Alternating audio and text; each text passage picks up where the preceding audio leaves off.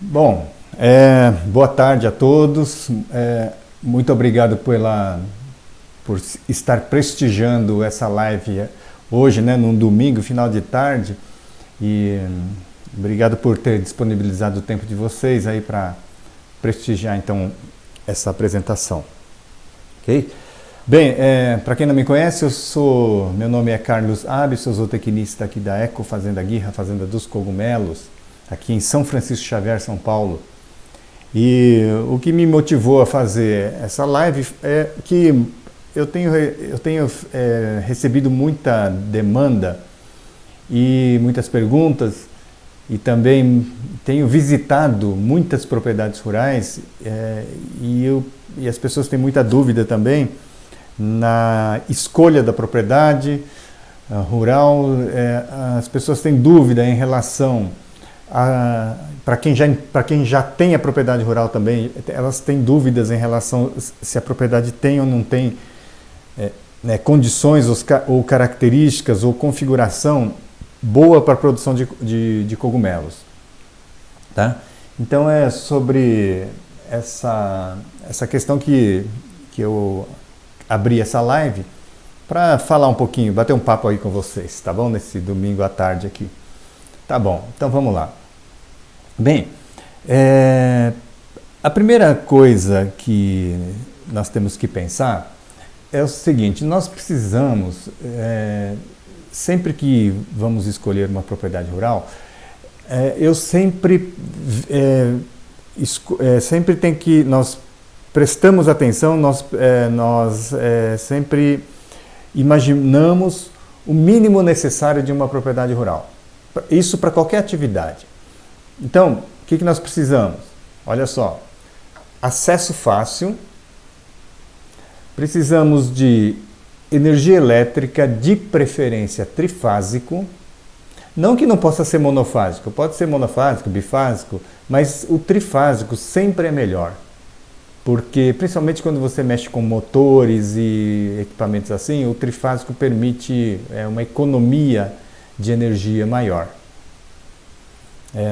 Além de motores menores e tudo mais, né? E no caso de cogumelo, muitas vezes esses motores são importantes, porque a gente mexe com climatização, que usa motor, ventilação, né? Se faz composto, utiliza-se picadeiras, equipamentos de moagem, né? Então a gente precisa sempre pensar nessa questão do trifásico, sempre é interessante. Acesso fácil, trifásico, de preferência água, né? Você precisa ter fonte de água. Olha, não precisa ter muita água, porque cogumelo gasta pouca água. Cogumelo não é que nem, por exemplo, o que gasta muita água? O vegetal.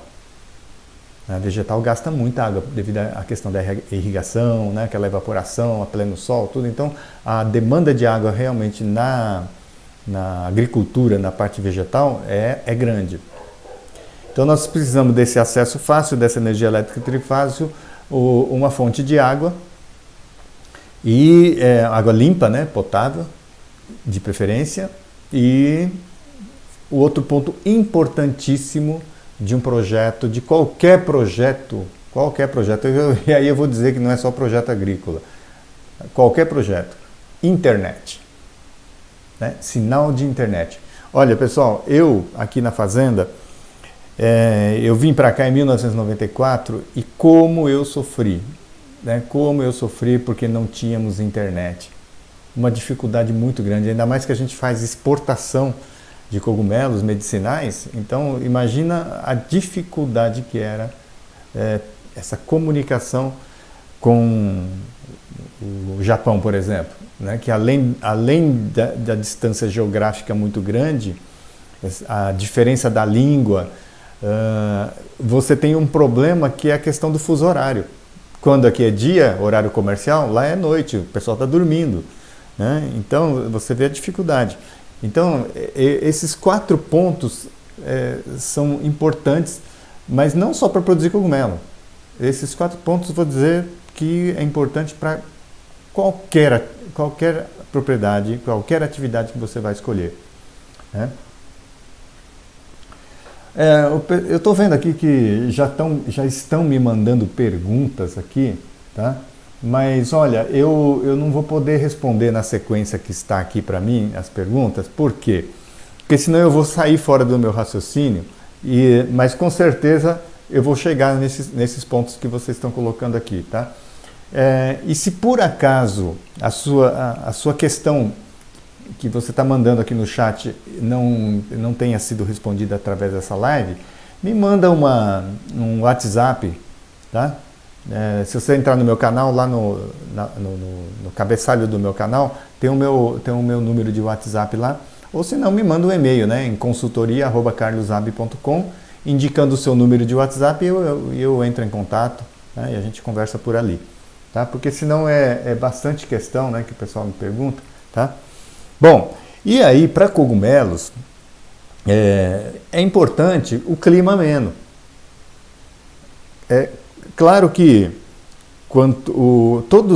a maioria desses cogumelos, eles, por exemplo, os cogumelos comestíveis, o shiitake, champignon de Paris, portobello, esses cogumelos mais comuns, e inclusive o shimeji, eles são de climas temperados. O shimeji nem tanto, né? O shimeji produzido aqui no Brasil, que na verdade não é o verdadeiro shimeji, que é o produzido no Japão, mas a maioria deles precisam de clima ameno, ok?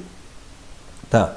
Agora, a questão do clima ameno é o seguinte, mesmo quem tem um clima ameno, existe períodos, por exemplo, eu posso considerar que eu aqui na fazenda, posso considerar que eu tenho um clima ameno. Mas olha, hoje nós tivemos 30 graus. Tá? Então, assim, você tem um clima ameno numa média, mas você tem picos de temperatura. Né? Por exemplo, você vai lá no sul do Brasil, você tem um clima ameno, um inverno mais frio, mas você tem picos de 40 graus, 35. Né?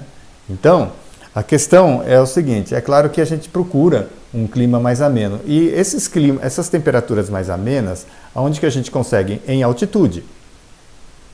Normalmente altitude. Só que essa altitude está também ligada à latitude. Tá certo? Na medida que você vai indo em direção ao Equador, subindo, né, de sul para norte do Brasil, as temperaturas vão subindo, tá certo? E às vezes você está numa altitude boa, mas devido a você estar mais próximo do Equador, as temperaturas são altas. Então essa questão da altitude depende também da latitude, onde é que você está. Né? Por exemplo, a gente aqui em São Paulo, nessa região serrana, aqui da Mantiqueira, essa região, se você tiver 1.100, 1.500 metros de altitude, você tem uma temperatura muito amena, mesmo no verão. Né? Você vai para, por exemplo, Campos do Jordão, aqui, que você encontra pontos lá de 1.500, 2.000 metros de altitude, são temperaturas bem amenas. Mas tem horários em Campos do Jordão, nessa época, por exemplo, que você vai encontrar 30 graus. A questão é o seguinte, a questão é que, às vezes, você não pode só calcular pela máxima. Você não pode só ver a máxima da temperatura, mas você tem que ver quanto tempo dura essa máxima. E quanto mais tempo você tiver essa temperatura máxima, mais difícil é para climatizar. Mais gasto energético você vai ter para climatizar. Você vai ter que fazer vai ter que fazer um sistema de isolamento térmico mais eficiente. Tá? Então tá.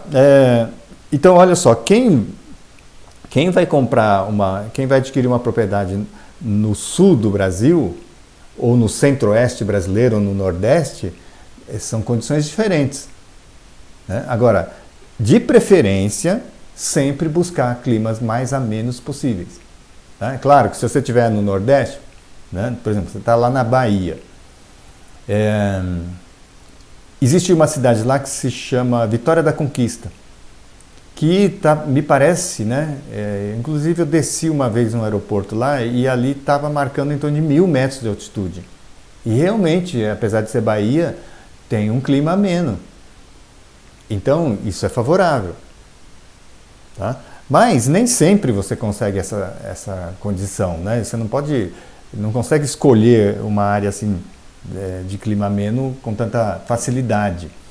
E aí nesse caso, o que acontece? Obrigatoriamente você teria que climatizar, né? Obrigatoriamente tem que climatizar. Aliás, eu digo o seguinte, que hoje, devido a essa questão do aquecimento global que a gente está percebendo, a gente percebe isso. Por exemplo, aqui na fazenda eu percebo claramente essa questão do aquecimento global. Nós tínhamos inverno, outono e inverno aqui com temperaturas de 0, -2.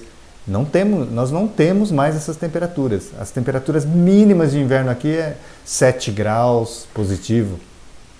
Né? Então, essa aqui é a situação. Tá?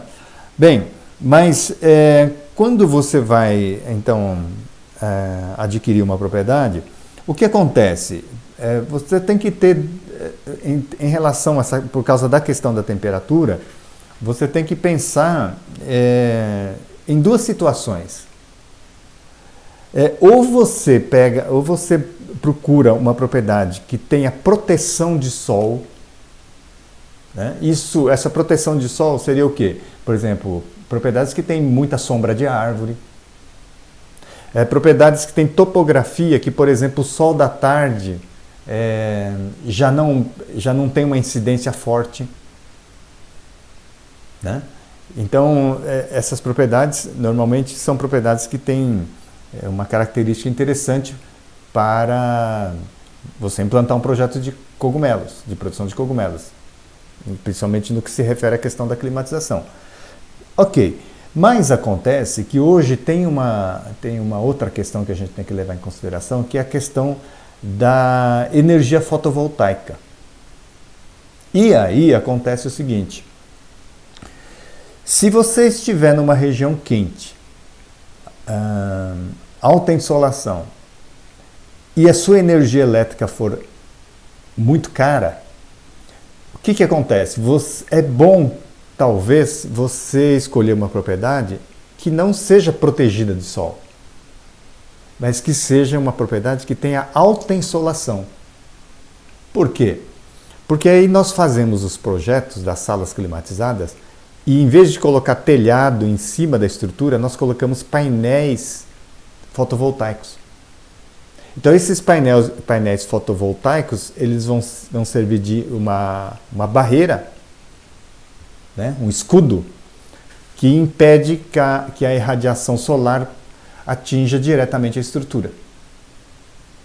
E dessa forma, você gera energia e aí essa energia gerada você descarrega na rede pública, naquele sistema que é conhecido como on-grid, né?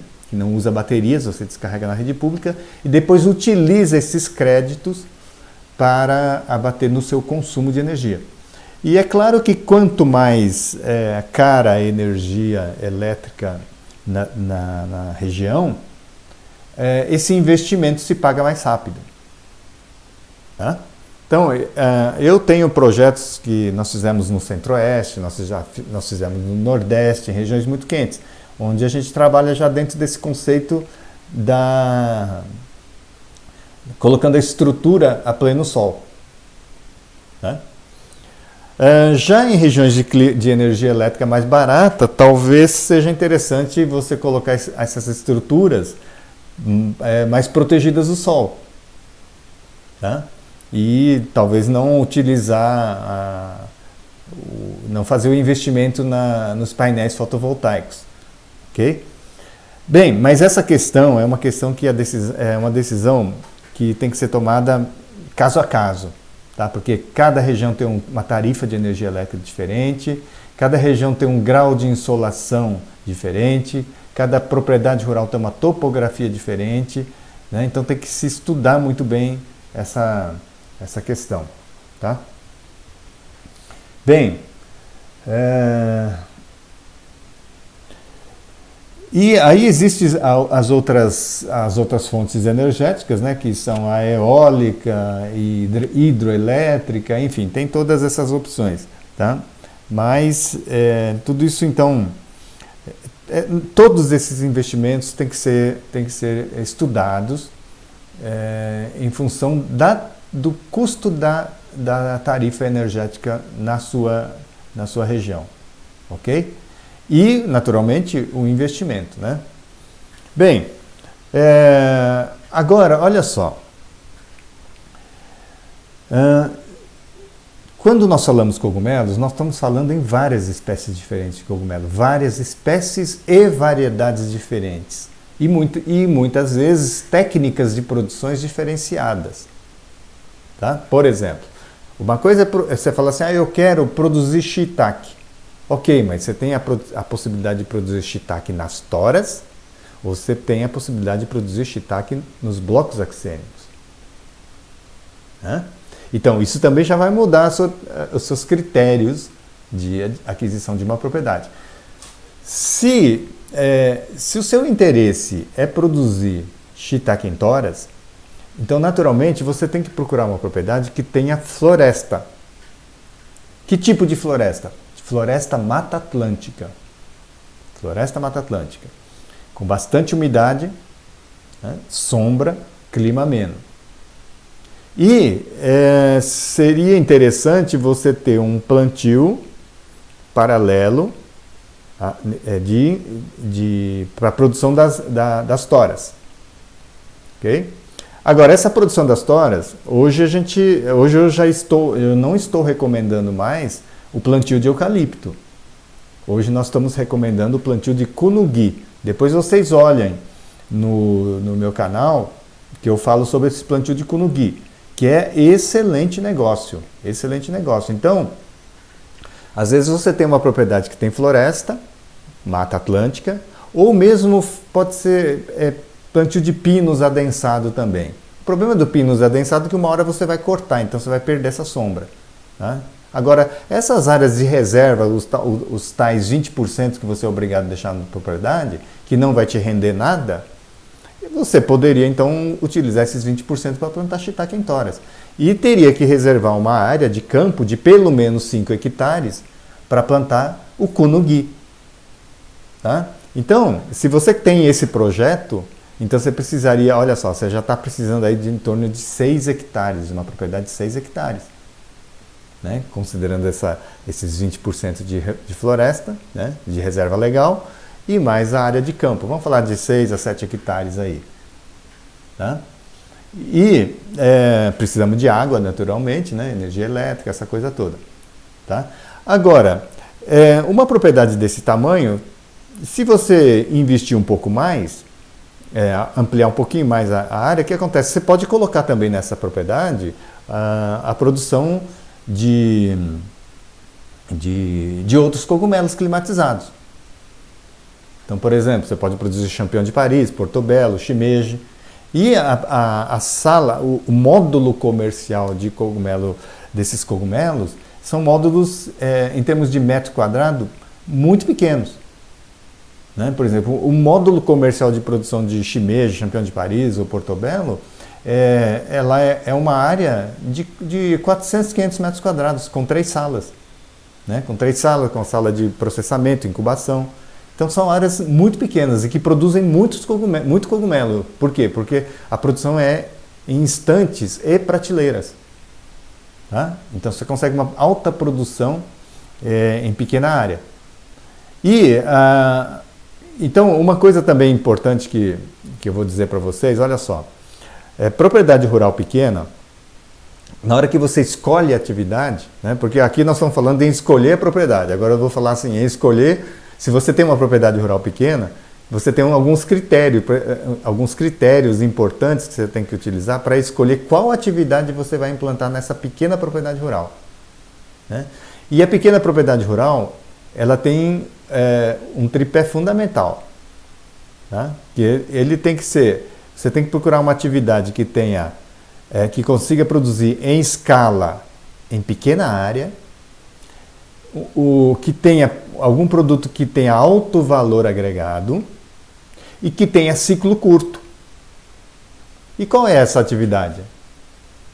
Os cogumelos são um exemplo dessa atividade. Né? Uma sala, às vezes por exemplo, salas pequenas de 4x10, né?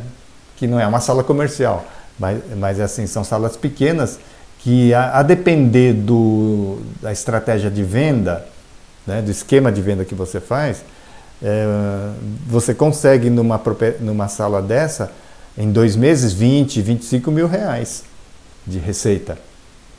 Né? Que tipo de estratégia que é essa? É uma estratégia de venda direta. Né? Então, é claro que isso depende de onde você está, a proximidade do centro urbano, né? Depende da sua capacidade e habilidade na comunicação. Né? Mas, por exemplo, você poderia ter uma produção desse tipo até urbana. Né? E conseguir e fazer a venda direta ao consumidor direto, para conseguir pegar o preço alto. Né? Agora, esses preços eles vão variar de acordo com a sua região. Não é? Por exemplo, você vai em regiões muito quentes, distantes aqui de São Paulo, você vê que os cogumelos são bem caros. Né? O quilo de cogumelo você encontra aí no varejo a 60, 70, 80 reais. Né? No Nordeste, outro dia eu fui em João Pessoa, eu vi lá a 120 reais o quilo. Né? E cogumelo não era bonito. Então tem que considerar tudo isso. Né? Agora, o que acontece? Muitas propriedades, muitas pessoas querem produzir o cogumelo. Mas a gente não pode esquecer que para produzir o cogumelo, você precisa ter o substrato. E o que é esse substrato? É o composto. Né? Que pode ser o composto mesmo, que a gente conhece, o composto fermentado, ou pode ser aqueles blocos axênicos de produção de shiitake, que é o composto esterilizado. Né? Entretanto, se você estiver, por exemplo, aqui próximo de São Paulo, tem muitos fornecedores de composto, tem fornecedores de bloco, não há dificuldade, não há grandes dificuldades. Agora, à medida que você vai ficando longe desses centros, o que acontece? A gente começa a ter a dificuldade de encontrar esses blocos, né? Esses compostos. Então, nesse caso, o que acontece? Você teria que necessariamente investir numa produção de composto. Né? O que é a produção de composto? Se a gente comparar com uma criação de frango, é exatamente a fábrica da ração. Então, se você quer criar o frango, você tem que produzir a ração. Ok? Então, olha só. Então, se você vai produzir o composto na sua propriedade, a questão é o seguinte. A depender da região que você está, se for uma região de agronegócio, que tenha resíduo à vontade, tem palha de trigo, palha de arroz, bagaço de cana, braquiária, capim-elefante, tem muito material. Nesse caso, talvez você não precise plantar a sua matéria-prima para produzir o composto. Porque a região tem tanta oferta que é mais fácil você comprar do que plantar. E aí, uma unidade de compostagem comercial, ela tem uma capacidade ela vai ocupar uma área de 250, 280 metros quadrados só. Né? E você precisaria de uma área total de 1.500 metros quadrados para implantar esse módulo. Por que você precisa de 1.500 metros quadrados se você vai usar só 280? É porque você vai receber caminhões com bagaço de cana, caminhões de palha. Então o caminhão tem que entrar na sua propriedade, tem que descarregar, tem que manobrar e tem que sair. Então por isso a gente considera uma área total de 1.500 metros quadrados, sendo que a área efetiva da compostagem é em torno de 280 metros quadrados. Tá? Bem, nesse caso, olha só como é importante o acesso. Se você está recebendo caminhões, por exemplo, um caminhão de bagaço de cana é um caminhão de 15 mil quilos de bagaço de cana. Então, se você tem um acesso muito difícil em região serrana com subida, descida, curva na vertical, curva na horizontal, estrada de terra, né? Muita quilometragem, isso vai dificultar. Tá? Então você tem que procurar acesso fácil. Ok? Bem, e se você está numa região que não tem essas ofertas desse material com tanta facilidade? Tá? Aí, nesse caso, você tem que plantar. Você tem que plantar a sua própria matéria-prima, que são as palhas. E o que a gente recomenda plantar? Capim-elefante. Capim-elefante e braquiária. Mais capim-elefante, porque é o que produz mais massa por hectare, né? Mais biomassa por hectare. Okay? Então, nesse caso, se você quer ficar autossuficiente na produção de composto, você precisaria aí de 5 hectares de capim-elefante. Ok? Agora, se você quiser vender composto, você virar um fabricante de ração, vamos dizer assim, entre aspas, um fabricante de composto, vai. E você quiser vender esse composto para outros produtores, que é bom negócio isso, não é mau negócio não.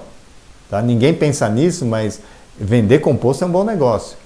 Tá? Porque está faltando composto no mercado. Tem muita gente querendo produzir cogumelo, mas pouca gente produzindo composto.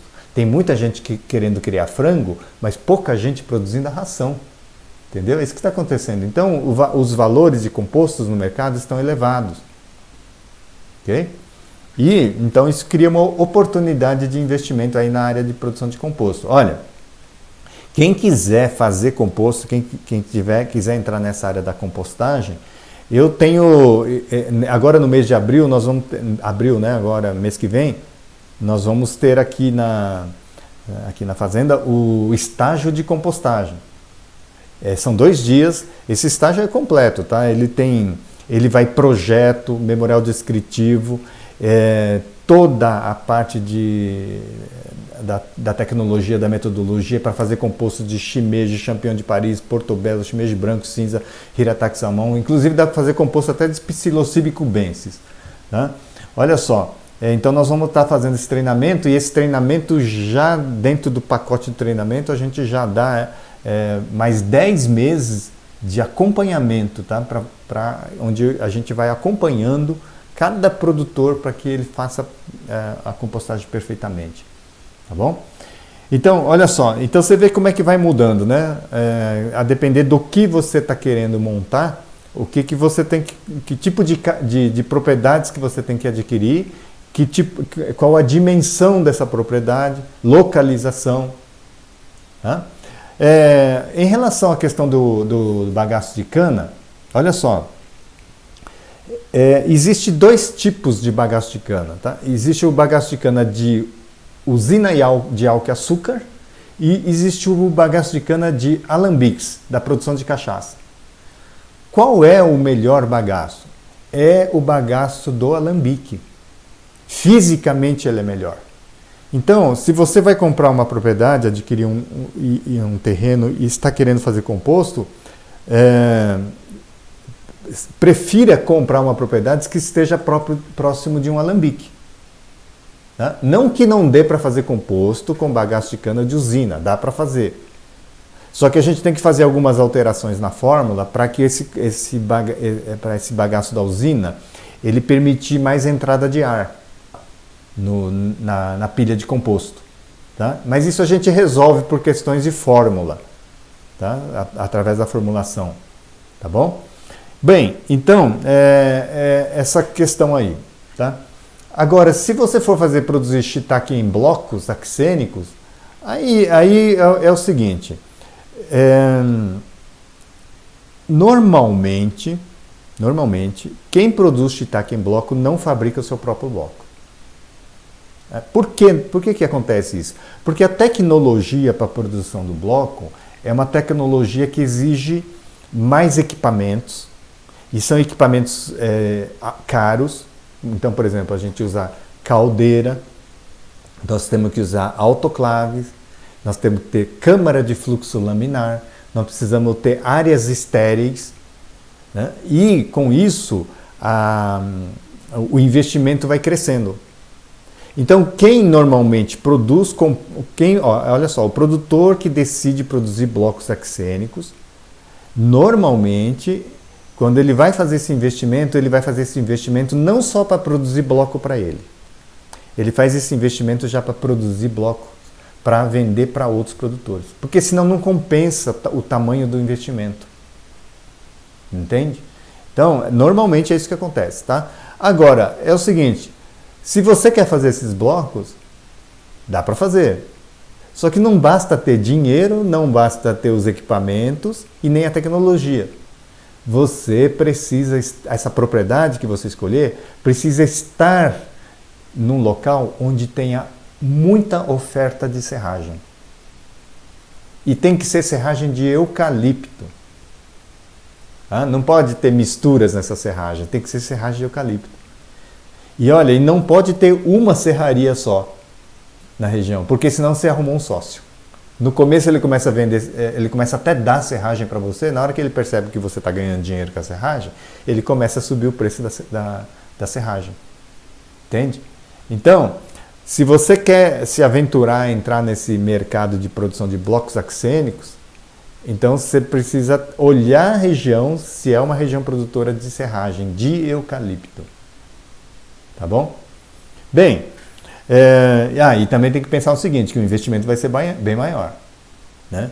Gasto energético, gasto de caldeira, esse tipo de coisa. Tem que estar bem estruturado, porque você vai... Eu digo assim, que o processo de produção de blocos axênicos, devido a ser um processo de esterilização do material, então o que acontece? É um processo que a gente luta contra Deus o tempo todo.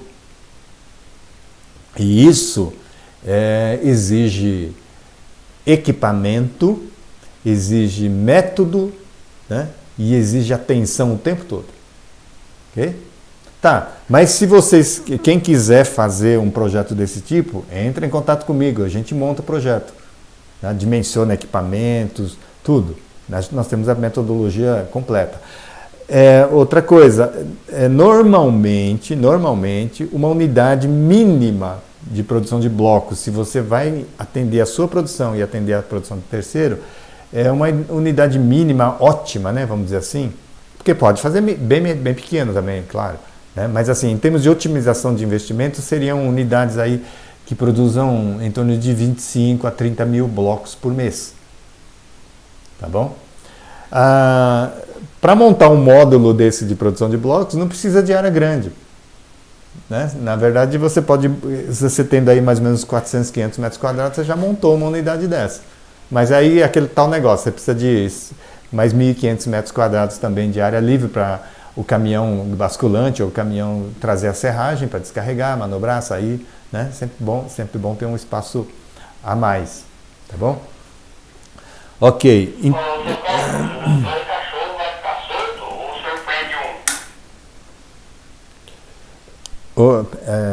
Olha só, é o seguinte, eu estou aqui numa live, mas é o seguinte, você pode prender aí um deles, tá? Ok. Pessoal, desculpa, veio o rádio aqui para mim do funcionário, mas tudo bem, vamos lá.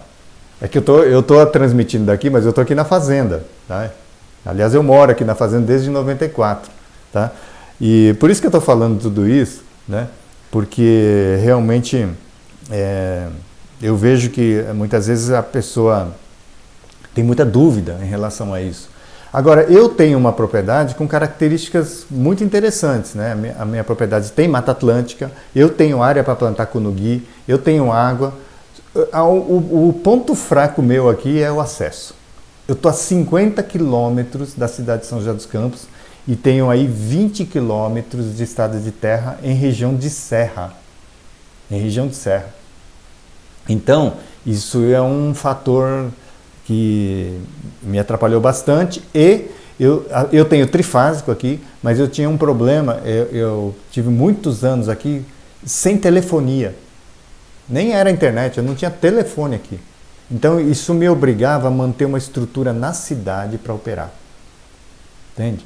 Então, eu passei por tudo isso e eu tenho uma experiência muito grande em relação a essa questão da escolha da propriedade. Tá? Mas olha, pessoal, é o seguinte, se por acaso vocês tiverem muita dúvida, o que eu recomendo? Eu tenho um serviço que se chama Visita Agrotécnica de Precisão. Entra no meu canal lá depois e veja lá, tem um vídeo que fala sobre o que é a Visita Agrotécnica de Precisão em detalhes, tá? Mas eu vou falar rapidamente aqui. A Visita Agrotécnica de Precisão, o que eu faço? Vamos supor, você está querendo comprar uma propriedade rural na sua região. Aí você encontrou 3 propriedades. Você encontrou 3 propriedades. Aí você fala, ué, mas qual propriedade será que eu vou comprar? Então, aí você contrata o serviço de visita agrotécnica, eu vou até o local, a gente visita as 3 propriedades e eu digo para você qual propriedade você deve comprar. E sobre essa propriedade que você vai comprar, eu emito um relatório, que é um estudo de viabilidade técnica e econômica dessa propriedade para a produção de cogumelo. E esse relatório, inclusive, você pode levar ao banco e apresentar lá na gerência do banco para mostrar, para pedir, né, para apoiar o seu pedido de financiamento, por exemplo, de crédito. Entendeu? Então, é lógico que só esse documento não basta. O banco vai querer garantias, vai querer ver esse estudo, né? E vai querer saber o valor que você quer. Tá bom? Mas esse estudo é importante você levar. Tá? Ó, veja bem,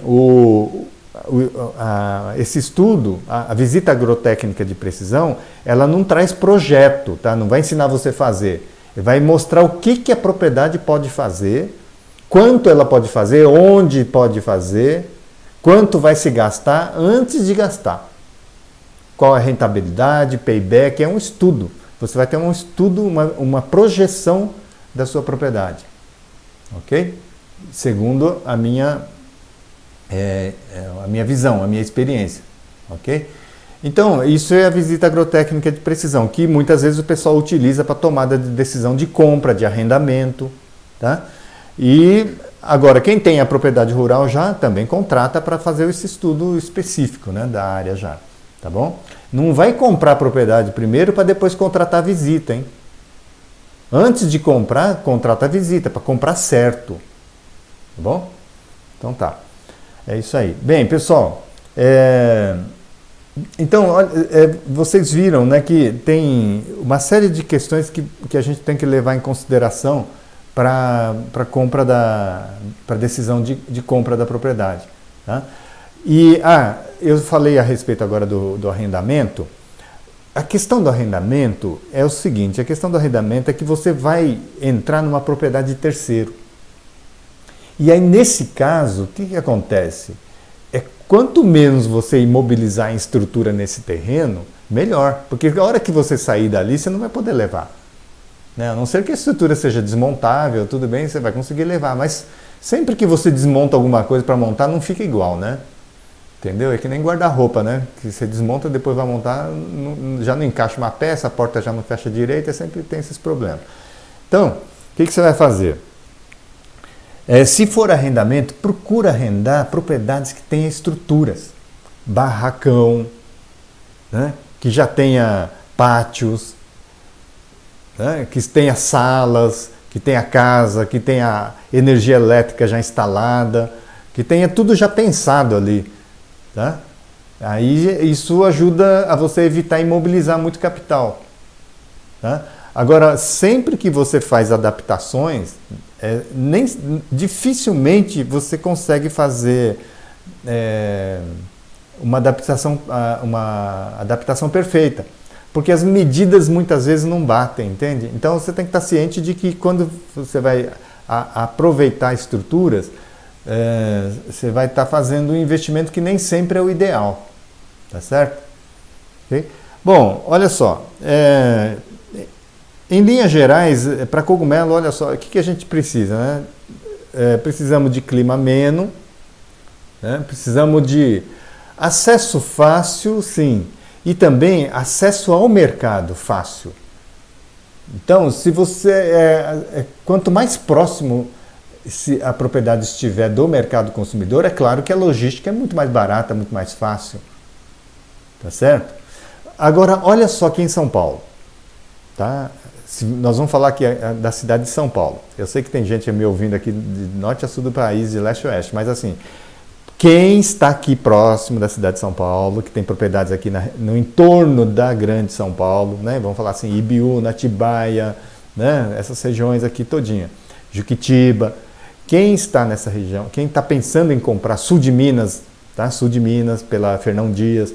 Então, quem está pensando em comprar propriedade nesse local, pense o seguinte: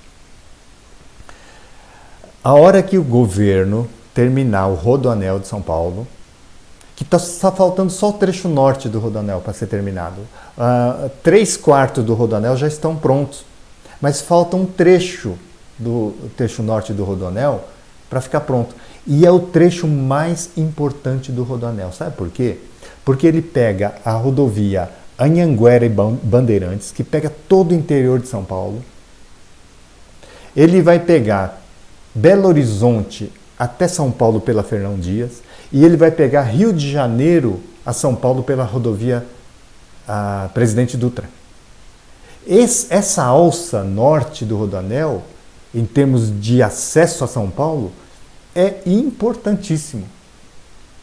É de uma questão estratégica fundamental em termos do mercado. Então é claro que se você estiver próximo desse trecho norte do Rodoanel, se sua propriedade estiver localizada nesse trecho, é claro que isso é estrategicamente muito bom. Porque se você estiver nessa posição, você vai estar tendo acesso a 4 mercados, que é o oeste de São Paulo, o interiorzão de São Paulo, oeste, que é um interior rico. Você vai ter acesso ao sul de Minas até Belo Horizonte. Você vai ter acesso ao Rio de Janeiro, né? São Paulo, Rio de Janeiro, que pega todo o Vale do Paraíba, que é um potencial mercado grande, potencial não, efetivo, né? E acesso a toda a Grande São Paulo, que eu digo sempre que a Grande São Paulo hoje é um país de 23 milhões de habitantes. A Grande São Paulo tem 23 milhões de habitantes, com um PIB, né, muito alto. Então, olha só, é claro que se você estiver nesse trecho norte aqui, a sua propriedade estiver localizada nesse trecho, é muito bom. Agora, sabe o que vai acontecer? A hora que terminar esse Rodoanel, trecho norte, o CEAGESP de São Paulo, ele vai abrir um novo CEAGESP aqui. Um mega CEAGESP nesse trecho. Tá? Por quê? Claro, estrategicamente, por causa de todo esse mercado. Porque hoje, o CEAGESP está lá na região sul de São Paulo, e todo esse mercado aqui, ó, ele tem que atravessar São Paulo, dar a volta pelo Rodoanel para chegar no CEAGESP. Outra, aquele CEAGESP que está de São Paulo hoje, ele está cercado pela cidade, ele não tem mais condições de crescer. Entende? E não dá para uma CEAGESP tão pequeno daquele atender um país de 23 milhões de habitantes, um mercado de 23 milhões de consumidores. Então, espero que a inteligência política, né, suplante ao interesse político da corrupção e que construa o CEAGESP, né, nessa posição estratégica fundamental. Né? E é isso que deve acontecer, hein? É isso que deve acontecer. Não sabemos exatamente aonde vai ser esse novo CEAGESP, mas certamente vai ser feito nesse trecho, nessa alça norte aí, porque é realmente uma necessidade. Tá? Então, se vocês estiverem interessados em comprar propriedades rurais nesse trecho, pensem nisso. Tá bom? Bom, pessoal, no final de tudo agora, a questão da internet. Internet é fundamental. Você precisa procurar uma propriedade que tenha acesso à internet. Tá? Internet de boa qualidade. Bom, mas agora com o Elon Musk, né, com o Starlink aí, me parece que as pessoas agora não estamos dependendo tanto da fibra ótica, essa coisa toda. Apesar que a taxa do Starlink é alta e tudo mais, mas pelo menos pelo satélite você não teria nenhuma restrição, né, de onde você está para acessar a internet. Tá? Mas a internet realmente precisa buscar um local que tenha internet. Eu senti muito isso durante a minha trajetória aqui na fazenda, porque, nossa, como era difícil, né, sem internet. Olha, hoje, estou falando com vocês aqui, né? Eu falo com meus clientes internacionais, que é uma maravilha, né? E antes a gente tinha que pagar, eu tinha que subir de moto lá no morro, aqui na fazenda, que a gente chamava de carrapatel. A gente chamava carrapatel porque subia no morro, no pasto, onde tinha carrapato, mas te pegava o telefone. Então foi apelidado por um amigo meu de carrapatel. Eu subia de moto lá, né, para poder ligar, fazer uma ligação telefônica, imagina. Né? Uma ligação interurbana por celular, olha o custo disso. Agora eu falo gratuitamente pelo WhatsApp com o meu cliente, né? Internacional. Olha só o que é isso. Tá? Então são todas essas possibilidades. Tá? O assunto é bastante extenso, tá? Mas eu quis só abrir aqui a visão de todos vocês em relação a essa questão da propriedade rural, né? Da escolha da propriedade rural. Tá? E eu sei que vocês não têm experiência, então por isso gera muita dúvida, tá? Mas eu estou à disposição aqui, entre em contato comigo, né, se precisarem verificar alguma propriedade, tá bom? Bem, pessoal, eu vou finalizando aqui. Eu vi que tem uma série de perguntas aqui que eu não sei se eu respondi, porque eu estou sozinho aqui, eu não consigo ler aqui e acompanhar, né? Mas quem tiver mais dúvidas, entre em contato no meu WhatsApp, que está no meu canal, lá em cima no cabeçalho tem o meu WhatsApp, ou se não, me manda mensagem por e-mail. Eu até prefiro o WhatsApp, sabe, que aí a gente já fala diretamente, tá? E eu só para terminar, eu queria só fazer um merchandise aqui das coisas que eu estou fazendo, mas eu tenho um serviço que se chama Consulta Técnica Online, tá? Quem quiser bater um papo comigo tecnicamente mais aprofundado, eu tenho esse serviço que se chama Consulta Técnica Online, que pode ser contratado ali pela minha loja, né, que é loja.carlosab.com, tá bom? Eu quero dizer também que, olha, nesse mês de abril, nós estamos com o mês de abril agora de 2023, o que acontece? Nós temos os feriados tudo emendado, né? Então nós temos ou feriado na sexta ou feriado na segunda.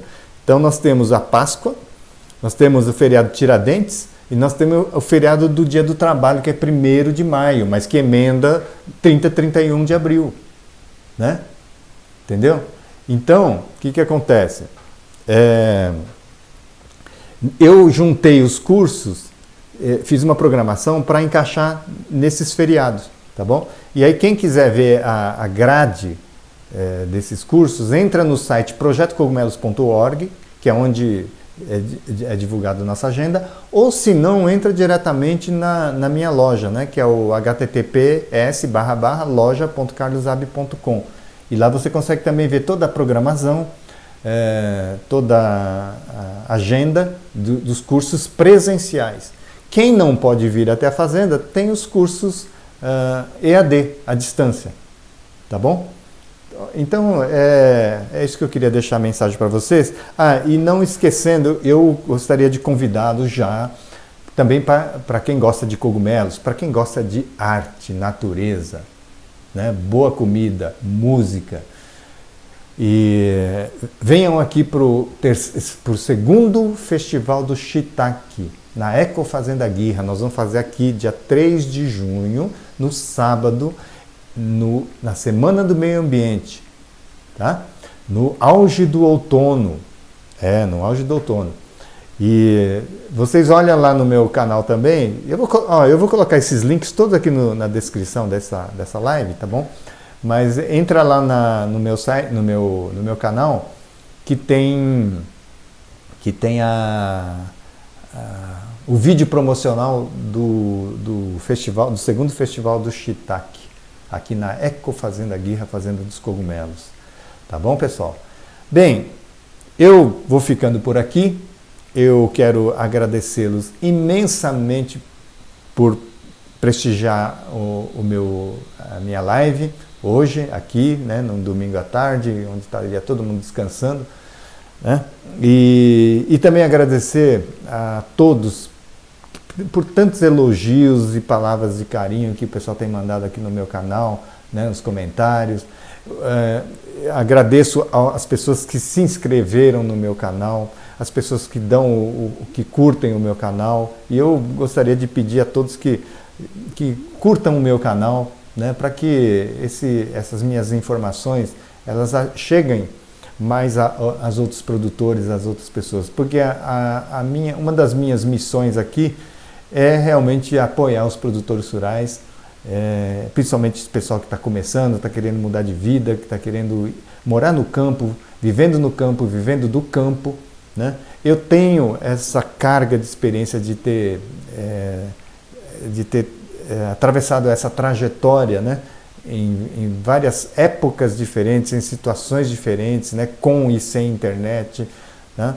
Enfrentando o mercado internacional. Quer dizer, a gente tem uma experiência muito grande. A gente hoje trabalha com e-commerce, né? Então em tudo que eu fiz, que a empresa fez aqui, que a Fazenda fez, nesses anos todos eu consigo tá passando essa experiência para vocês, né? Onde não é só conhecimento técnico, né? O que conta é a experiência, né? Porque o conhecimento técnico ele tem um certo limite, né? Às vezes ele não considera outras variáveis que aparecem no dia a dia da prática. E a experiência, sim, a experiência consegue, então, mostrar essas outras coisas que acontecem que às vezes não está considerada simplesmente na orientação puramente técnica, tá? Então tá, pessoal, é isso aí, tá? Quero agradecer aqui e deixar um abraço desejando saúde a todos, tá bom? Então tá, muito obrigado. Uma excelente semana para todos vocês. Obrigado. Abraço.